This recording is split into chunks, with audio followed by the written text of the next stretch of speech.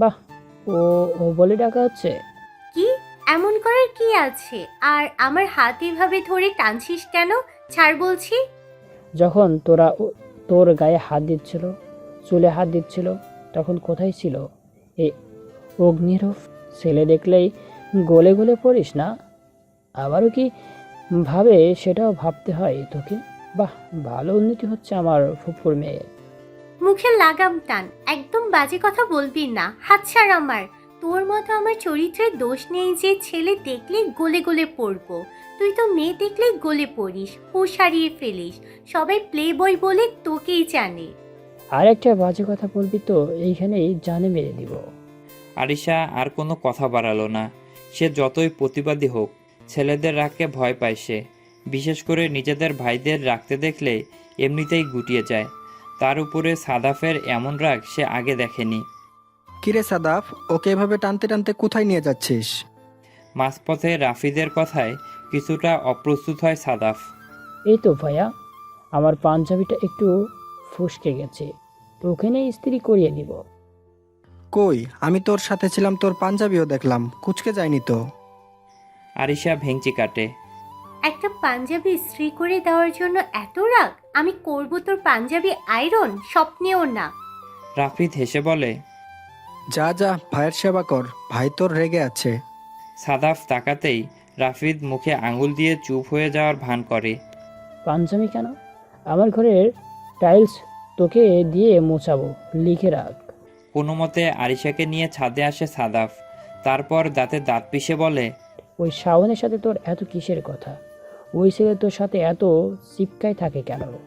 তাতে তোর সমস্যা কি? আমার সাথে কি চিপকে থাকবে না থাকবে সেটা আমার ব্যাপার। তুই এটাতে নাক গলাস কেন? একটা বাইরের ছেলের সাথে এত কথা থাকবে কেন তোর? শাওন বাইরের ছেলে, এটা তোকে কে বললো? বাইরে না তো কি? দেখ, কথা বাড়াবি না, বলে দিলাম। ফারদার আমি যেন তোকে এর সাথে না দেখি। তোর কথা আমি কেন শুনবো? কেন? আমি কবে তোকে এভাবে শাসাই? কয়দিন গিয়ে জানতে চেয়েছি এই মেয়ে ওই মেয়ের সাথে কথা কেন বলিস? আমি কোনোদিন তোর কাজে বাধা দিয়েছি? এত কথা শুনতে চাচ্ছি না আমি। আমি বলেছি ওর সাথে যাবি না মানে যাবি না।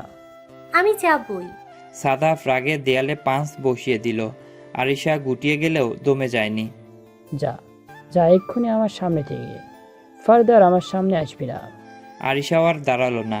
রাগে গজগজ করতে করতেই বেরিয়ে গেল। মগের মুল্লুক নাকি, তার কথা শুনতে হবে কেন? সাদাফ নিজেকে ধাতস্থ করার জন্য জোরে জোরে শ্বাস নিচ্ছে। রাগ হচ্ছে প্রচুর। সাগর উষাকে বাসায় রেখে বেরিয়েছে। ডাক্তার দেখাতে হবে। হাতে অনেক বেশি জখম হয়েছে। তার উপরে কাজ, অ্যান্টিবায়োটিক নিতে হবে। উষা ঘুমে আছে, প্রেশার বেড়েছে। ঘুমাতে হবে ওর। পারিবারিক ডক্টরের সাথে কথা বলে ঔষধও খাইয়ে দিয়েছে সাগর। ডাক্তারের কাজ শেষ করে সাগর এসেছে রেস্টুরেন্টে গালিবার নেহালের সাথে দেখা করতে। সরি, দেরি হয়ে গেল। নেহাল এতক্ষণ খেয়াল করেনি। তোর হাতে কি হয়েছে, ব্যান্ডেজ কেন? গালিবও বিচলিত হলো। প্রিয় বন্ধুকে আহত অবস্থায় দেখে মনটা ভেঙে গেছে। ভেবেছিল একটু মজা করবে, তার আর হচ্ছে কই। তো ঠোঁটের কোণে লাল কেন? হাতে ব্যান্ডেজ কেন? অ্যাক্সিডেন্ট করেছিলি? না, তেমন কিছু না। নেহাল ছটপটিয়ে উঠল। ছোট থেকে একসাথে বড় হয়েছে, নিজের ভাই, আবার সবচেয়ে কাছের বন্ধু। ভাইয়ের এমন অবস্থা দেখে নেহালের খারাপ লাগছে ভীষণ। ঝেড়ে কাশ, কি হয়েছে তোর? আমাদেরকে জানাসনি কেন? সাগর সব কিছু খুলে বলল নেহাল আর গালিবকে। সাগরের সাথে তারা দুজনেই রাগান্বিত হয়েছে, হবেই বা না কেন। মেয়েদের জন্য এসব কতটা কষ্টের হয় এটা শুধু মেয়েরাই বুঝে। তার উপরে রাতে ঘটে যাওয়া কাহিনীও বলেছে।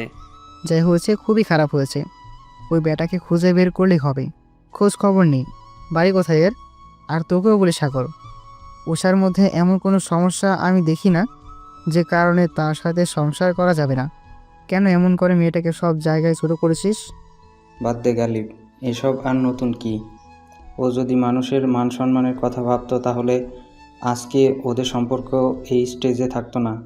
সাগর ভাই আমার, আজকে একটু খুলে বলতো তোর আসল ভয়টা কোথায়? আগে আরও বহুবার বলেছি, আজকে নতুন করে বলার কিছু নেই। সাগরের গম্ভীর স্বর, চোখ মুখে চাপা হতাশা দেখা যাচ্ছে। তুই যেসব কথা বলছিস সেসব আমার কাছে যথেষ্ট মনে হয়নি। কিরে ভাই গালিব, তুইও? ওর পেট থেকে জীবনেও কথা বের হবে না। ও কেমন চাপা স্বভাবের জানিস না তুই? ওকে মন দিয়ে না নিজের ব্রেন খাটিয়ে বোঝাতে শিখ। তা আমি বহুত আগেই বুঝে গিয়েছি। আমারে উদ্ধার করছস তোরা দুইজনে। তিন বন্ধু একসাথে বসে আড্ডা দিচ্ছে। রাত তখন 9টার কাছাকাছি। গালিব ফোন স্ক্রল করছিল। হঠাৎ নিউজ ফিডে ছোটনের একটা পোস্ট নজরে পড়ে। ছোটন কভার ফটো আপলোড করেছে, যেখানে ছোটন তার বউয়ের মুখ দেখাচ্ছে আয়নায়। আয়নার মধ্য দিয়েই দুজন দুজনের দিকে তাকিয়ে আছে। দুজনের মাথার উপরেই একটা নেটের পাতলা লাল রঙের দুপাট্টা, যেটা দিয়ে দুজনের মাথা ঢাকা। সেই ছবি আপলোড করে ক্যাপশন দিয়েছে বউ। গালিব সেটা দেখে, তারপর দুই বন্ধুর দিকে এগিয়ে দেয় নিজের মোবাইল। দেখ, মামার ছবি আপলোড দিয়েছে, আর ক্যাপশনে কি লিখেছে? নেহাল ছবিটা দেখে বেশ খুশি হলো। হাসি হাসি মুখ করে বলল, মাশাল্লাহ, সুন্দর দেখাচ্ছে, কিন্তু তুই চোখ মুখ এমন বানিয়ে রেখেছিস কেন? সাগরেরও এক কথাই। মামা তার বউ নিয়ে ছবি আপলোড দিছে, তোর প্রবলেম কোথায়? শালা তোর মতন বিবাহিত পুরুষ কি বুঝবে সিঙ্গেল জীবনের হতাশা? সমস্যা না কোনো আমার। ক্যাপশন দেখ কীভাবে বউ লিখেছে। সাগর চোখ ছোট ছোট করে তাকায় গালিবের দিকে। বউ নিয়ে ছবি আপলোড দিয়েছে, বউ লিখবে না তো কি লিখবে? আমরা কি বলেছি? এটা ছোটন মামার সতীন। গালিব কপাল চাপড়ায়। তুই আর ঠিক হবি না গালিব। গালিব দুষ্টু হেসে ছবিতে কমেন্ট করে। তো আমরা কখন বললাম এটা আমার সতীন? সাগর উঠে দাঁড়ায়। আমি যাই, তোরা থাক। আর ফিদান যেন না জানে কিছু। উষা বাসায় একা আছে, ঘুম ভাঙার সময় হয়ে আসছে। হ্যাঁ যা যা, এমনিতে তো বউ হিসাবে মানতেও চাও না, আবার রাত হলে বউ ছাড়া চোখে দেখো না। নেহাল খুব খুব করে শুকনো কাশি দেয়।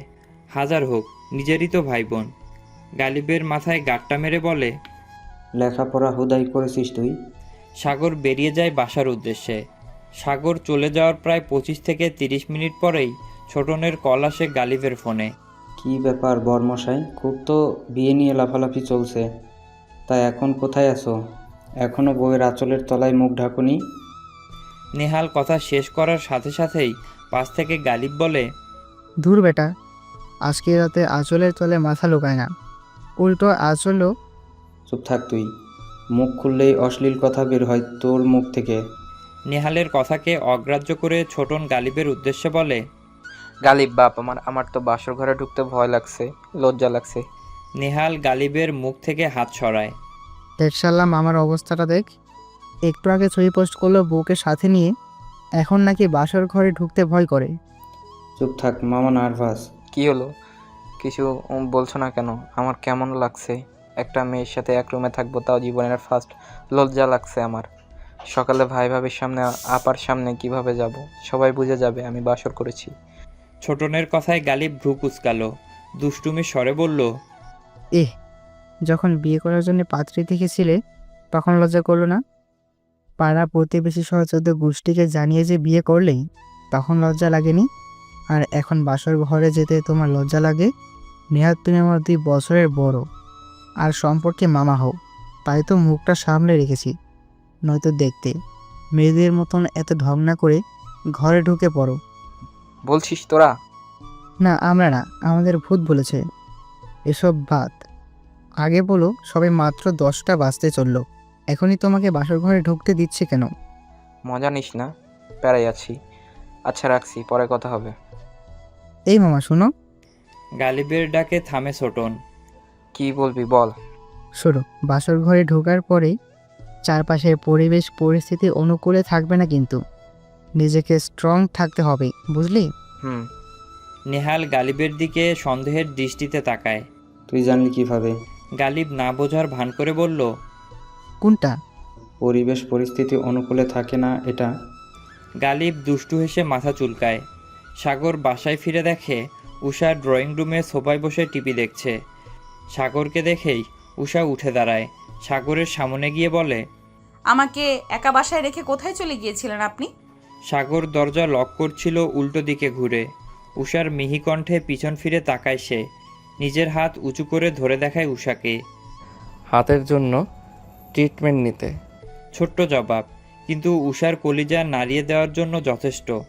ক্লান্ত শরীরে সাগরের গম্ভীর পুরুষালী স্বর, তার উপরে চাপার আগে সংমিশ্রণ। উষার মনে মনে অপরাধবোধ কাজ করে। তার জন্যই তো সাগর ভাইয়ের এই অবস্থা। উষা কিছু বলার আগেই সাগর নিজের হাতে থাকা খাবারের ব্যাগটা এগিয়ে দেয় উষার দিকে।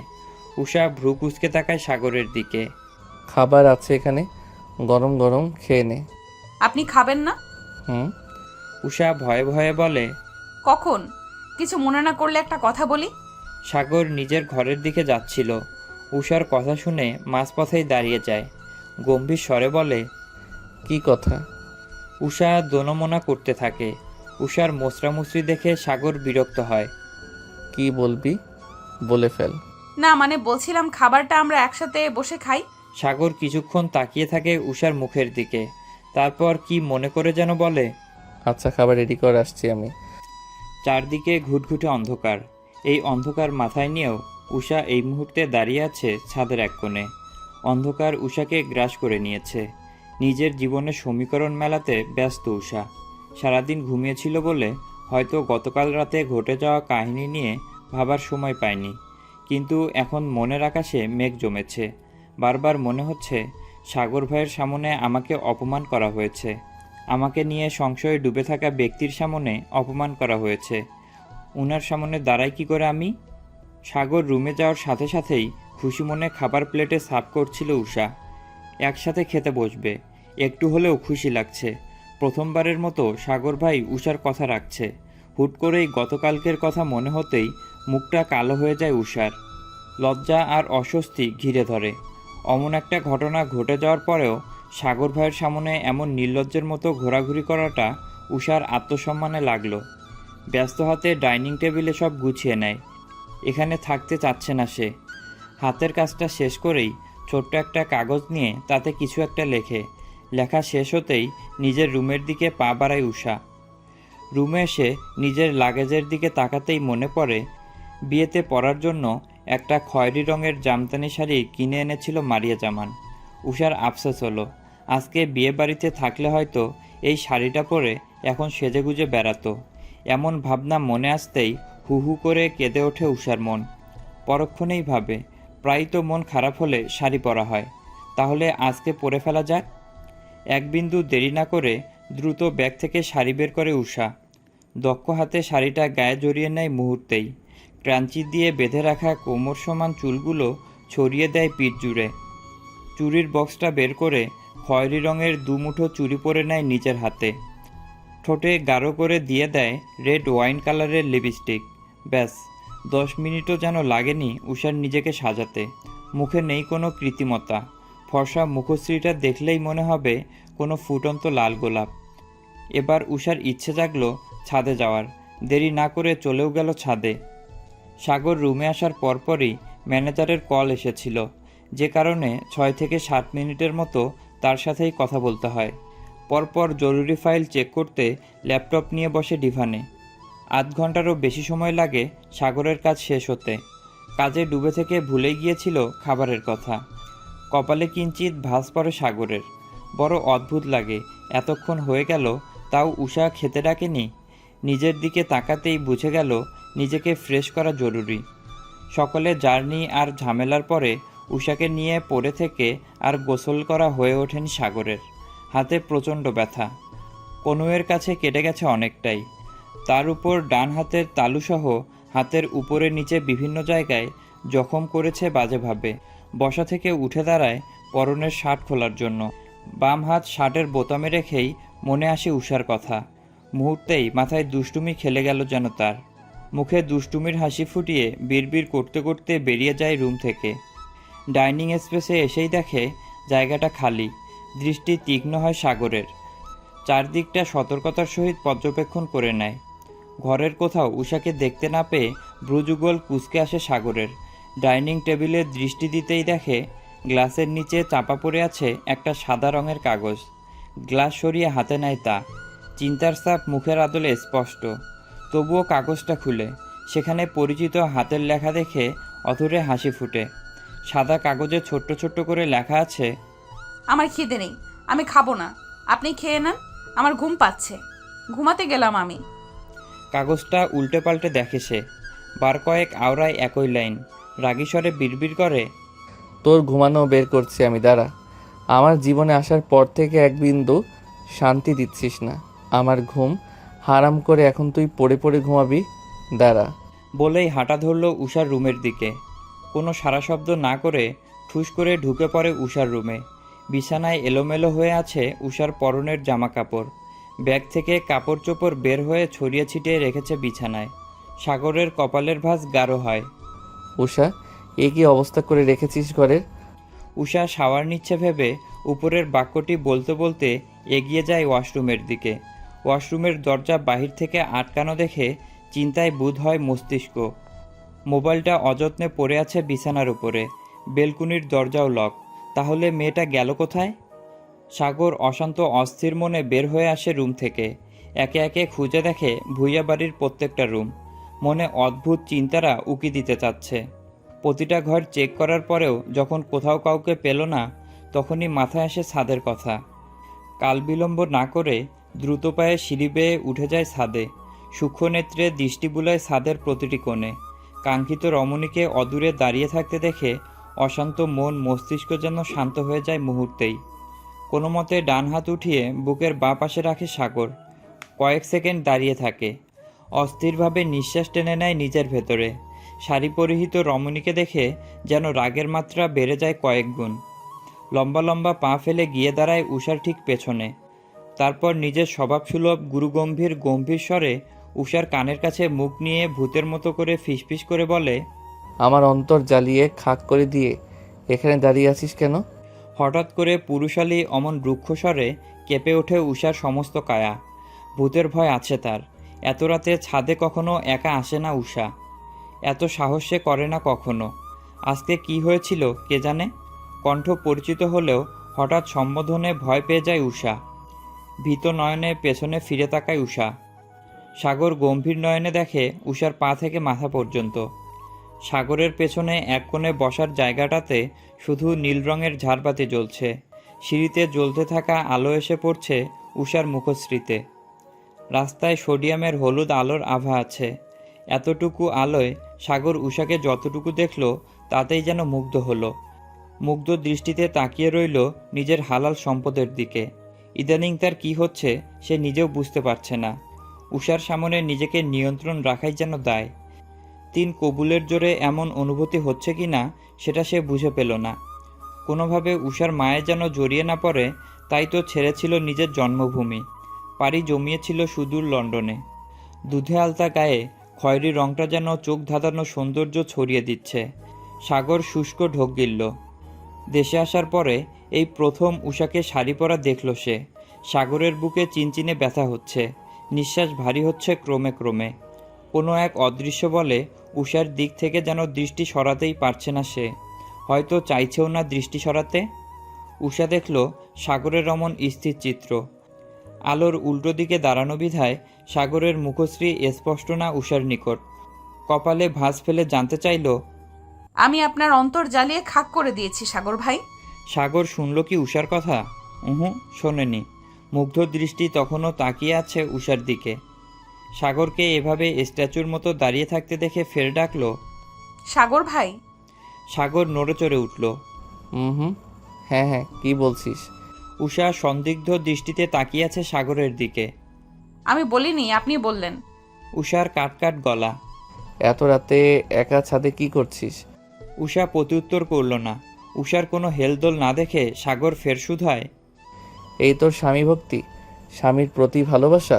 তোকে বাঁচাতে গিয়ে যে তোর স্বামী ডান হাতে ব্যথা পেয়েছে সেটা কি তুই ভুলে গেলি? সুইট বি, একবারও ভাবলি না যে আমার স্বামী কাটা হাত নিয়ে ভাত খাবে কি করে? উষা লজ্জা পেল ভীষণ। ইস, সাগর ভাইয়ের মুখে স্বামী ডাকটা কতটা মোহনীয় লাগলো উষার কাছে তা কি সাগর ভাই জানে? এই ভারী ডিপ পুরুষালী স্বর উষার সারা দুনিয়া নড়বড়ে করে দেওয়ার জন্য যথেষ্ট। আর সেখানে বারবার তোর স্বামী সম্বোধনটা কতটা মারাত্মক লাগছে উষার। লজ্জায় মুখশ্রী লাল হয়ে গেল। সাগর দেখল তা। অধরকোণে বাঁকা হাসি ফুটিয়ে বলল, এভাবে ব্লাশ খাচ্ছিস কেন? মায়া দয়ে নেই? অসুস্থ স্বামীর কথা ভাবলি না? ঘুমাতে চলে গেলি? তোর জন্য কাল থেকে কত কি সাফার করছি জানিস তুই? উষা বিরক্ত হলো। এই তো মাত্র প্রজাপতি উড়ে বেড়ানো শুরু করেছিল। এখনই এতটা সিরিয়াস হতে হবে? পরক্ষণেই সাগরের হাতের দিকে নজর যেতেই উষার হৃদয় ব্যথিত হলো। মনে মনে নিজেকে গালি দিল শখানেক। তার জন্যই তো সাগর ভাইয়ের এই দশা। ব্যস্ত ভঙ্গিতে এগিয়ে আসতে চাইল সাগরের দিকে, তার আগেই সাগর হাত উঠিয়ে থামিয়ে দিল তাকে। না, একদম না, একদম আমার কাছে আসার সাহস করিস না। নিজের বিপদ নিজে ডাকবি না বলে দিলাম। উষা ভ্রু কুঞ্চিত করে জানতে চাইল, নিজের বিপদ মানে? তুই ওসব বুঝবি না। জলদি নিচে আয়, খাবার আর ওয়াটার পটটা সাথে নিয়ে আমার রুমে 2 মিনিটের মধ্যে। বলেই পিছনে ঘুরে হাঁটা ধরল সাগর। আপনি এখনো খাবার খাননি? উহু, হাতের কথা আবারও ভুলে গেলি? উষা খাবার হাতে দাঁড়িয়ে আছে সাগরের দরজার সামনে। দরজা হালকা ভিড়ানো আছে। ভেতরে আসবো? আয়। সাগরের পুরুষারি গম্ভীর স্বর। লোকটা এতটা মোহনীয় কণ্ঠে কেন কথা বলে? মনে মনে ভাবল উষা। রুমে ঢুকে খাবার হাতে এগিয়ে গেল ডিভানের সামনে রাখা টেবিলটার দিকে। টেবিলের উপরে খাবারের প্লেট আর ওয়াটার পট রেখে দাঁড়াতেই সাগর ডাকল, এইদিকে আয়। উষা ভ্রু কুঁচকে তাকায় সাগরের দিকে। উষা রুমে ঢোকার সময়টাতেও দেখেছে সাগর বেডে আতশোয়া হয়ে শুয়ে আছে। দাঁড়ালো কখন? কিরে, এইদিকে আয়। উষা গুটি গুটি পায়ে এগিয়ে গেল সাগরের দিকে। আগ্রহ নিয়ে তাকিয়ে রইল সাগরের সুশ্রী মুখ পানে। শার্টের বাটনগুলো আনলক কর। উষা তড়াক করে চোখ বড় বড় করে বিস্ফোরিত দৃষ্টিতে তাকায় সাগরের দিকে। উৎকণ্ঠিত হয়ে জানতে চায়, কি বললেন? কি করব? ইংরেজি বুঝিস না? আচ্ছা, বাংলায় বলি, শার্টের বোতামগুলো খোল আমার। উষা হাঁসফাঁস করতে লাগলো। এলোমেলো দৃষ্টি ফেলল সে। আমি কিভাবে খুলবো? চোখ ছোট ছোট করে তাকায় সাগর। কিভাবে খুলবি মানে? হাত দিয়ে দ্রুত কর, শাওয়ার নিব। আবার খিদেও পেয়েছে বেশ। উষাকে নড়তে না দেখে বিরক্ত হয়ে ফের বলল, কিরে, নড়ছিস না কেন? ঔষধ খেতে হবে, অ্যান্টিবায়োটিক দিয়েছে ডক্টর আমাকে, একটু তো বোঝ। উষার অনুশোচনা হচ্ছে। আর কিছু না ভেবে এগিয়ে গেল সাগরের দিকে। আস্তে আস্তে গিয়ে দাঁড়ালো একদম সাগরের নিকটে। সারাদিনের ঘাম আর পারফিউমের মিশ্রণে কেমন মিষ্টি পুরুষালী ঘ্রাণ উপচে পড়ছে ঘর জুড়ে। চোখ বন্ধ করে নিল উষা। গভীরভাবে নিজের মধ্যে নিয়ে নিল সেই ঘ্রাণ। সাগর তীক্ষ্ণ দৃষ্টিতে তাকিয়ে রইল উষার মুখ পানে। বলা বাহুল্য, উষার এই হাঁসফাঁস অবস্থা দেখতে সাগরের দারুণ লাগে। তাই তো সাগরের এত আয়োজন। সাগর ঠোঁট কামড়ে হাসে। নিজেকে পূর্বের ন্যায় গম্ভীর করে তোলে মুহূর্তেই। কিরে, are you there sweetie? Usha চোখ খুলে চায়। লজ্জায় মরিমরি অবস্থা তার। গালে লাজুক আভা দিয়ে কাপা কাপা হাতে হাত রাখে সাগরের শার্টে। যেহেতু উষা লম্বায় 5 ফুট 4 ইঞ্চি, তাই অতটাও হ্যাসেল পোহাতে হয়নি। নিচে ঝুঁকে আছে বিধায় সাগরের মুখশ্রীও ঠিকঠাকভাবে দেখা যাচ্ছে না। শার্টে উষা হাত রাখতেই সাগর চোখ বন্ধ করে নেয়। উষাকে ফাঁসাতে গিয়ে তার নিজেরই মরার মতো অবস্থা। একে তো শাড়ি পরা অবস্থায় এতটা কাছে আছে, আবার মেয়েলি ঘ্রাণ নাকে ঢুকছে। শার্টের প্রথম বোতাম খোলাই ছিল। দ্বিতীয়টা খুলতেই সাগরের ফর্সা বুকটা উন্মুক্ত হলো। হালকা লোমশই বুক উষার দুর্বলতা। উষা সেদিকে তাকিয়ে নিজের শুকনো গলা ভেজাতে ঢোক গিলল। এই শীতে রুমে এসি চলা সত্ত্বেও উষার কপালে বিন্দু বিন্দু ঘাম জমেছে। তবুও সাগরের কষ্টের কথা চিন্তা করে সে তৃতীয় বোতাম খোলার জন্য উদ্যত হতেই নিজের কোমল নরম উষ্ণ হাত গিয়ে ঠেকল সাগরের বুকে। সাগরের নিজের অবস্থাও বেগতিক। উষার এইটুকু স্পর্শে যেন খেই হারিয়ে ফেলল সাগর। দ্রুত গতিতে খামচে ধরল উষার নরম সরু কোমরখানা। ঠান্ডা শক্তপোক্ত হাতের স্পর্শে সঙ্গে সঙ্গেই হকচকিয়ে ওঠে উষা। শার্ট খোলার চেষ্টায় হাত উঠানো ছিল বলে কোমর থেকে শাড়ি সরে গিয়ে দৃশ্যমান হয়েছিল উদরখানা। উষা কুঁচকে ধরে সাগরের শার্টের এক স্থান, যেন নিজেকে স্থির রাখার ব্যর্থ চেষ্টা। সাগরের নিঃশ্বাস ভারী। বারবার ঢোক গেলার কারণে অ্যাডামস অ্যাপেল ওঠানামা করছিল বেহিসাবে। উষা অসহায় দৃষ্টিতে দেখছিল সব কিছু। সাগর ভাইয়ের এক একটা আচরণ তাকে ভাবিয়ে তুলছে। সাগর ভাইয়ের এমন আচরণে অবাকের মাত্রা তীব্র উষার। তবুও নিজের কাজ বন্ধ করল না। এবার খুব দ্রুত গতিতে বোতাম খোলা শুরু করলো। আশপাশ সহ সামনে দাঁড়ানো পুরুষটার দিকেও আর নজর দিল না। শরীর থেকে টেনে খুলে নিল সাগরের শার্টখানা। শার্ট হাতে নিয়ে দূরে সরে গেল। দৃষ্টি নত রেখেই কাপা কাপা গলায় বলল, হয়ে গেছে। সাগর তাকায় চোখ খুলে। উষা দেখল সে দৃষ্টি। কেমন লালচে হয়ে আছে চোখ দুটি, ঠোঁট দুটোও কেমন শুকিয়ে কাঠ হয়ে আছে। বেশিক্ষণ তাকিয়ে থাকতে পারল না সেই চোখে। সমুদ্রের ন্যায় গভীরতা আছে চোখ দুটিতে। উষা অন্য কোনো সময়ে সাগরের চোখের ভাষা না বুঝলেও আজকে বুঝেছে। সমুদ্রের ঢেউয়ের ন্যায় অশান্ত সেই চোখ জোড়া। সাগর দক্ষ পায়ে এসে দাঁড়ালো উষার সামনে, একটু ঝুঁকে ফিসফিস করে বলল,